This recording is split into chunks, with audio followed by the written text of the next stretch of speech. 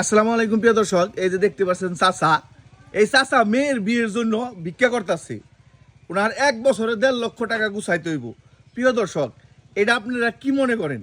মেয়ে এত কষ্ট করে মানুষ করে আবার ভিক্ষা করে 1.5 লক্ষ টাকা জমায় হবু জামাইকে দিতে হবে। চাচা, এটা আপনি কিভাবে মাইনা নিতেছেন?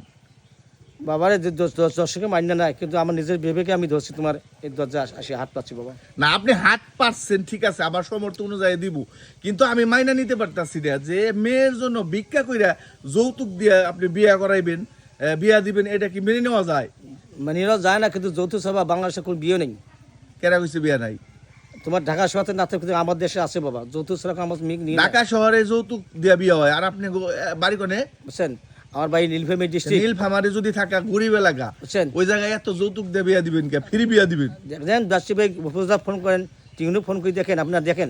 আচ্ছা, আমি আরেকটা কথা বলতে চাই, আপনার কথা সত্য হইতে পারে বা মিথ্যা হোক, আমার কথা ওটা মিথ্যা হবে না। আমার ওটা জানার বিষয় নাই, কিন্তু মেয়ের জন্য যে আপনি এই যে ভিক্ষা কইরা 1.5 লক্ষ টাকা জমাইয়া আপনি হবু জামাইয়ের যৌতুক দিবেন, এটা ইসলাম অনুযায়ী আপনার কি বলে?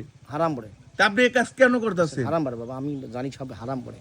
কেন করতেছেন? না কত বাবা বাধ্য হচ্ছি যে পারা যায় না বোন।